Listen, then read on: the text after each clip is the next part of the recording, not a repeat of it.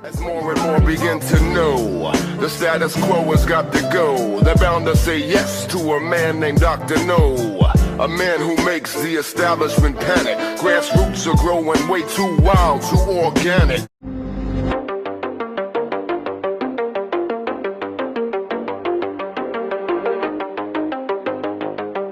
Story at the top of antiwar.com today. Most Americans oppose more aid for Ukraine. So this is according to a CNN poll that was released on Friday. And this poll was conducted by SRSR from July 1st to the 31st, so last month.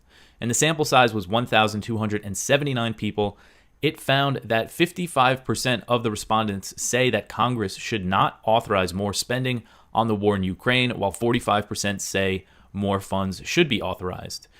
So another question that they asked is if the U.S. has done enough to support Ukraine. 51% said yes, and 48% said more should be done. And these results show how support for the policy of backing Ukraine against Russia has waned in the United States as the conflict has dragged on. A poll that was conducted when Russia first invaded in February 2022 found that 62% of the people asked thought that the U.S. was not doing enough. I think it's good to see this come out, at this time, again, while the White House and Congress are expected to be authorizing more funding. I still think, anything that the White House asks for when it comes to Ukraine is probably going to pass. Unfortunately, that's just the reality. So Hiroshima Mayor Kazumi Matsui on Sunday called for world leaders to recognize the folly of nuclear deterrence at a ceremony marking the 78th anniversary of the U.S. dropping an atomic bomb on the city, killing an estimated 140,000 people.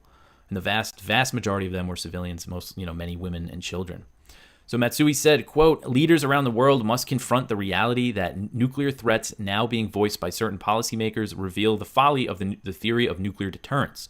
They must immediately take concrete steps to lead us from the dangerous present toward our ideal world," end quote. So he urged Japan to join the Treaty on the Prohibition of Nuclear Weapons, which bans nuclear weapons, and it currently has 92 signatories. Tokyo has faced criticism from anti-nuclear weapons activists for paying lip service to the idea of establishing a nuclear-free world while being under the protection of the U.S. nuclear umbrella and rapidly building up its military.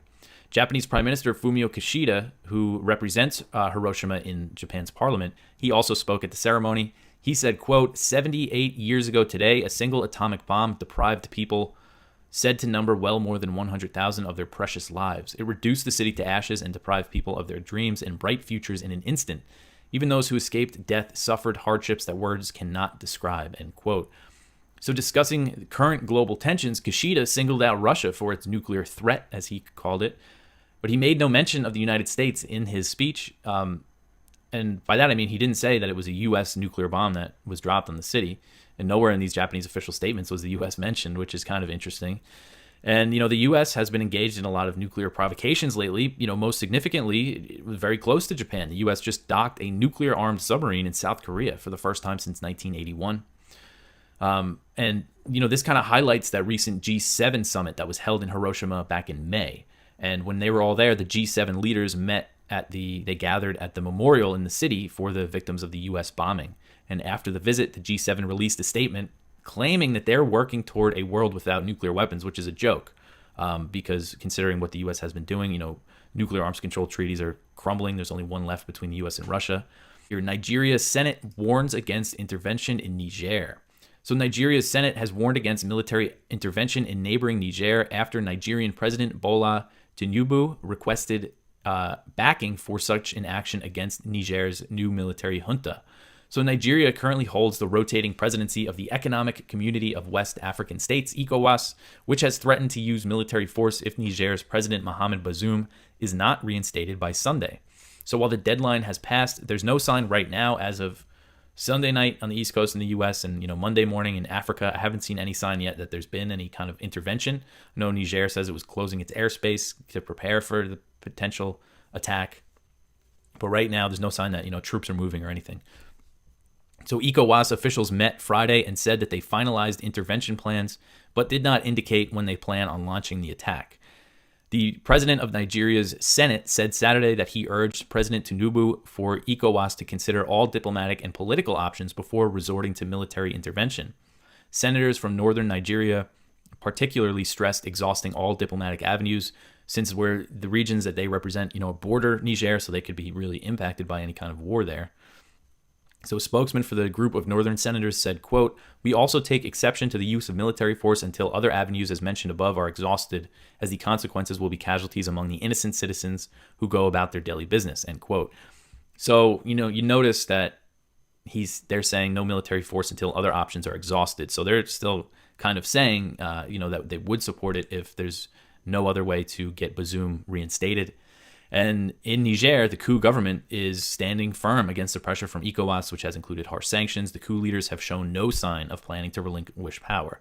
So Israel's national security minister, Itamar Ben-Gvir, praised settlers suspected of killing a 19-year-old Palestinian in the occupied West Bank as heroes. So this settler attack that killed a Palestinian, the United States has called it terrorism, which is, kind of significant to hear the U.S. say that.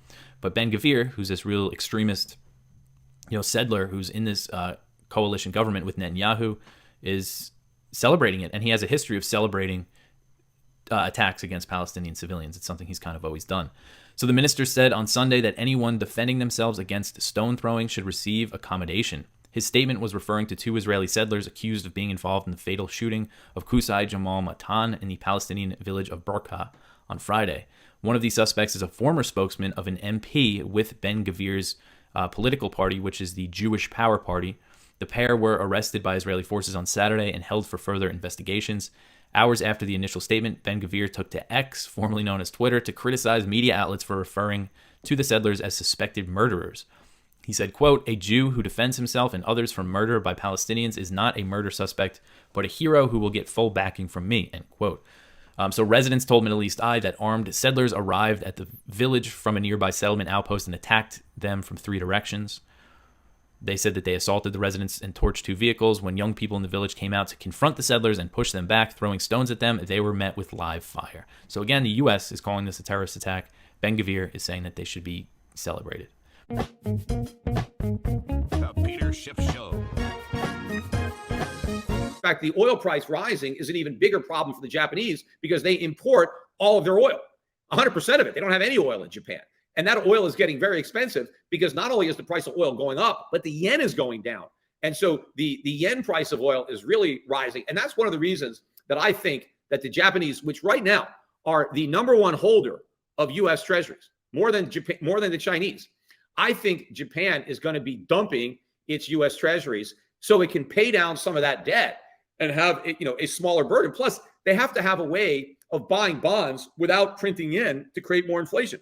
And the one way they can do that is by selling treasuries. Because if they sell treasuries, they get dollars, and then they can buy yen. They can take those dollars and buy yen, and then buy back Japanese government bonds without having to create more inflation in the process. So that is a Band-Aid on this problem for Japan. They can buy themselves some time.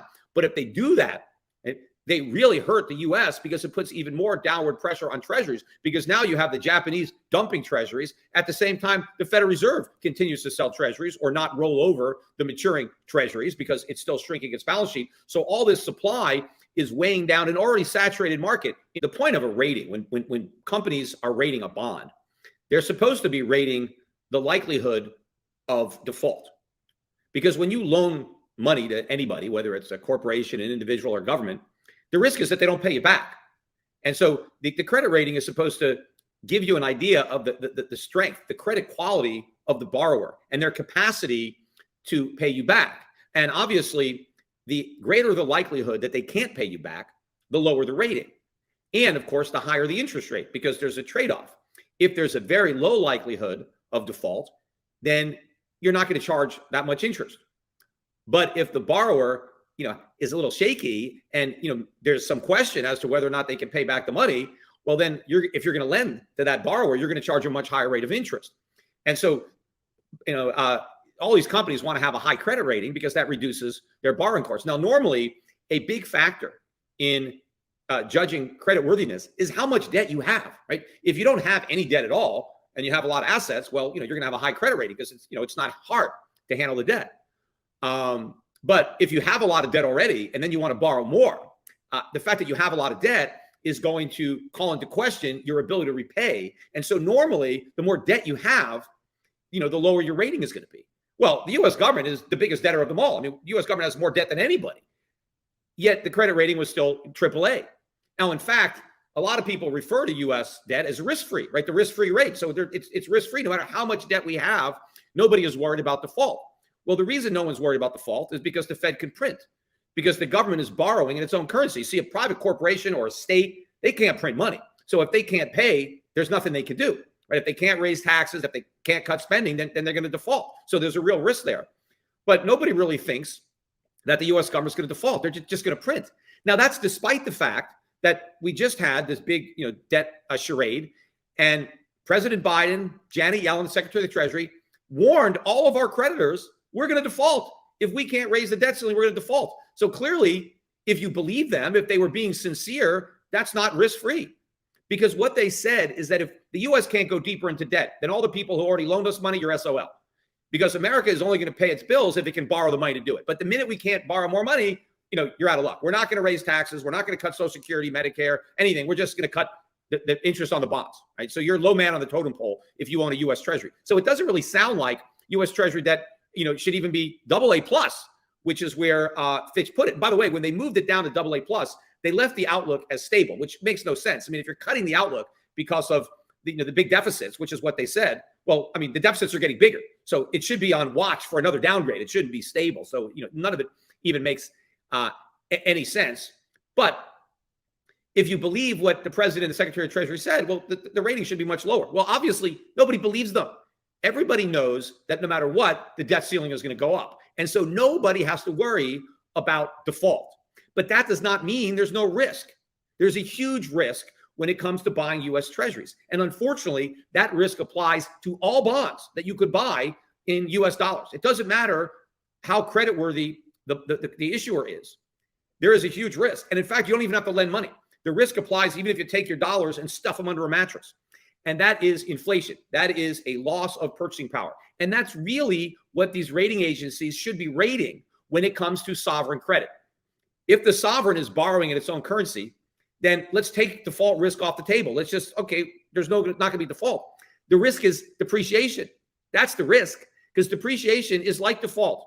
If a government has to resort to a printing press to pay off its bills, then you're going to lose it in purchasing power. You'll get your money back, but not your purchasing power. So what Fitch and Moody's and S&P should be looking at when they rate the credit of the U.S. government versus the Japanese government, the German government, the Canadian government, the Australian government, any government, they should be looking at the fiscal situation and determine, is there a likelihood that this borrower is going to resort to printing money or quantitative easing? Or do they have the ability to repay the debt honestly out of tax revenue or through spending cuts? And if they honestly assessed the credit worthiness of the United States, they would have downgraded to junk status. In fact, I don't even think U.S. Treasuries would deserve to be junk, because that would be, too high a rating. It's an insult to junk bonds.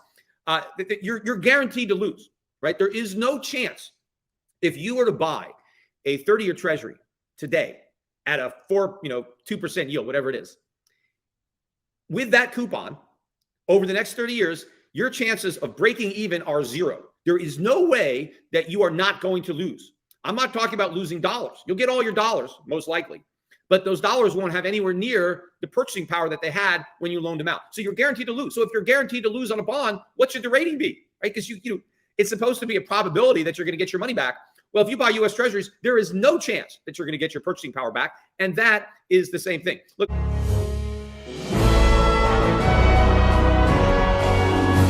Well, we'll try. But, the one thing about this is a good poll, and we're looking at it, and we're trying to get some information out of it. But it's, to me, disgusting because what they're talking about is not, should we be there and how do we get there? It's all in degrees. Should we cut off the money or give them more money? Should we cut off the weapons and test our weapons over there? Should we build the allies? Should we be supporting money to NATO because NATO's our friend? It's all in degrees. And then they say, should we have troops or no troops? Oh, no, we don't want any troops because people don't like that, but we'll send the CIA and we'll send special forces there. And so it's all degrees of interference, and they're not narrowing down to what I think is important, is why are we there? What are we doing there? And what about our foreign policy? When did we decide we had an empire? And when did we decide the moral authority to tell everybody what to do? And a lot of lives have been lost during my own lifetime because, I was born in 1935. We had world wars, Korean War, Vietnam wars, and then Middle East wars, we've had wars in Ukraine, Syria, and they're ongoing. And as we try to wind them down, guess what? There's people stirring up trouble, confrontation with Taiwan and China. I mean, so it's an attitude that eventually has to be addressed. Yeah, and you're right to mention media because, yeah, CNN is pro-war, but Fox is no better. Post-Tucker Carlson Fox is no better. All of their so-called experts are massive pro-war, massive warmongers. They come straight from the military-industrial complex. So we don't mean to single out CNN here when it comes to cheerleading for war. We just don't. We don't have a network. Those of us who are pro-American. Don't they know the real reasons why Jack Kennedy and Bobby Kennedy was the enemy of the establishment? Yeah. I mean. And they were. They tried their best to. They didn't come across shouting and making a scene where do it now instantaneously. They really tried to maneuver in a position where they had a wise position of we don't need these wars, and yet now they come down hard on Robert Kennedy Jr. And they're willing to go after him, and that was a real sad article. Because here's what he writes, and as we know, and we know very, very often, that Turley is by no stretch a fan of Trump. At all. Right. He's been extremely critical, and that gives him credibility, because he criticizes, but he does stand up for the Constitution. And go to the next one, because this is where I think this is the critical part of what he wrote, Dr. Paul. This case, which criminally targets the sitting president's leading opponent, is much more dangerous because it sets up the federal government as the arbiter of truth. The indictment essentially charges Trump with not accepting the truth. There is no limiting principle to this indictment. The government would choose between which politicians are lying and which are lying without cause. So if you just read that a couple times, it'll be up to the government to decide whether you're just lying or whether you're lying but you don't have any cause to lie. So therefore you get prosecuted. Now, it's insane. Zero Hedge had an article on the war on truth in there to talk about we're talking about. But there was one sentence there I wanted to read because you've heard me say it a few times. And they say, today, too many of us have lost our way and some people no longer even believe in the concept of noble truth. So Anheuser-Busch heir says ancestors were rolled over in their graves over the disastrous pro-trans TikTok ad. Billy Bush is in direct heir of the founders of Anheuser-Busch. His father was Anheuser and his mother was Bush, or the other way around, I forget. Anyway, he went on TMZ Live with Harvey Levin, talked about what happened, and he was pretty upset. Well, there's no doubt about that. And it's such a sad story. I've noted at times some of the charitable organizations that did very, very good work. The turnover, the shift of attitude to people, sometimes drift away, and like the Carnegie Foundation and other big foundations may have been much better than they were when the person that made the money was in charge, and then he shifts over and the whole attitude and somebody takes them over. And this is an example of businesses, and that's occurring in the business. How many businesses now went along with all this nonsense and participating with governments to cancel people and do all this nonsense, and that I think is dangerous. But that's a reflection of a prevailing attitude and their loss of respect for some maybe basic principle of telling the truth, and what is the Constitution all about. So this is sad in a sense. The sad part is it happens before, and some got around it and survived. But this was the end. He closing shop. And that to me is so sad, beyond their control. And you say, well, they were dumb business people. Well, they eventually got influenced with some dumb business people and social conditions that have happened. And I can't. The big thing I can't resolve is, did they do the ad because they knew exactly what they were doing and they were looking to destroy the company, they were looking for chaos, or they did do it out of total ignorance that they were so innocent and they believed in this wholesomeness of polygenderism and all this kind of junk, and they believed in it. So it probably, I don't know if we'll ever sort that out completely, but because they ended up, in controlling so much and still are too much in control. But people are waking up and there is a shift away from it. Society barely existing, civilization was just starting, and they seemed to have a natural tendency to understand what truth was all about. And when you disobeyed it, they felt that somebody should be punished. It should be pointed out. Well, it was rough stuff going back there, but there was an instinct that existed as far back as the Sumerian Code, if you look at it carefully. And But I think that's why we're starved today, because there's this almost purposeful destruction of this whole idea that there's a right and a wrong, and that you can do whatever you want, and it's arbitrary. So I think that eventually philosophically has to be addressed. But right now, the system that's going on now is it's systematically, undermining the system that we have, and that we have to discredit them. And that's why we have Russiagate. And who are the good guys? Who are the fascists? Who are the anti-fascists? And I'll bet you 65% of the people in this country think the fascists are the people that hang around Donald Trump, something like that, even though it's coming from the noise of the people who claim, and I think that's why Russiagate is so important, and the interpretation of what happened on January 6th is so critical to sort it out. They got away with big lies there, but eventually the lies are discovered, and history will sort it out, but that takes a while. And certainly the example of right after Jack Kennedy was assassinated, one guy comes up and Harvey Oswald did the assassination, over and done. But subsequently, the truth came out, and there's probably, I think it's up to 80% now that people don't believe the government told us the truth about that assassination. And every president since that, even though under law they were told to release all the information about the investigation of the assassination, they don't believe they've heard the truth, and it's still withheld. The Republicans haven't done any better than the Democrats in revealing what they know about what went on. And I don't think hiding the truth is the way we should go if we're seeking truth.